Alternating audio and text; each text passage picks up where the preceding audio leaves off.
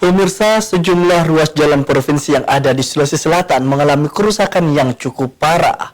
Legislator DPRD Sulsel harap di akhir masa jabatan Gubernur Sulsel Pemprov dapat memaksimalkan anggaran tersebut untuk pembangunan jalan.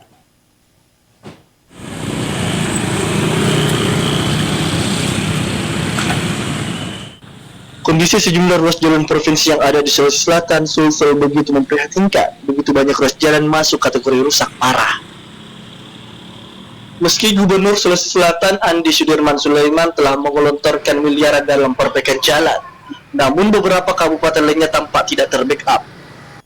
Anggota Komisi D Bidang Pembangunan DPRD Sulawesi Selatan, Sri Rahmi mengatakan, meski Pemprov Sulsel telah menganggarkan sejumlah anggaran pada perbaikan jalan, namun karena persoalan pendapatan daerah di Sulsel yang terbilang kurang, sehingga masih banyak pembangunan yang belum dapat terrealisasi.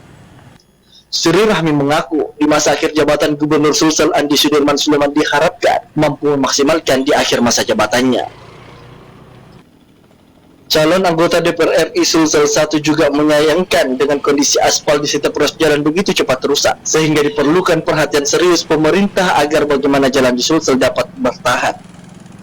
Kalaupun memang Sulsel masuk dalam daftar 10 provinsi yang terbanyak jalan rusaknya, ya itu karena bukan karena pemerintahnya tidak mau memperbaiki itu, tapi keterbatasan anggaran. Apalagi kemarin kita ada dalam periode Pak Gubernur ini ada 2 tahun kita mengalami pandemi COVID yang betul-betul menguras banyak biaya, ya banyak anggaran-anggaran infrastruktur yang harusnya dialokasikan untuk infrastruktur tersedot dalam pandemi, dan kemudian tahun berikutnya itu recovery pandemi lagi, ya sehingga ya seperti inilah kondisinya. Tapi mudah-mudahan pada periode berikutnya gubernur yang terpilih bisa menuntaskan itu semua.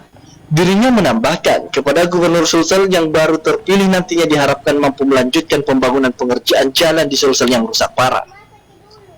Ardi Jaho, Sulawesi TV.